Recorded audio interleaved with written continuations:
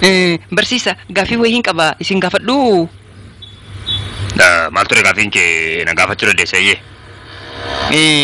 Ilmi namaa tokko barsiisa waan hin dalagne tokkoo fi waan hojii isaa hin taane tokkotti hin adabama moo hin gaafatamaa? Ilmi namaa tokko waan hojii isaa hin ta'iniif waan hin dalagin tokkotti hin gaafatamu seerri gaafachiisi jedhus hin jiru.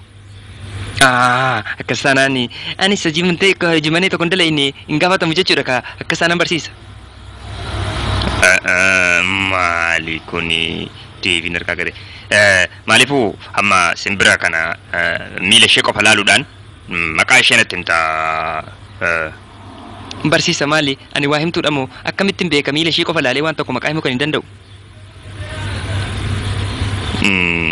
Maali kun mucaa rakkisuun maqaan keenyuun mee maqaa keenyatti himi.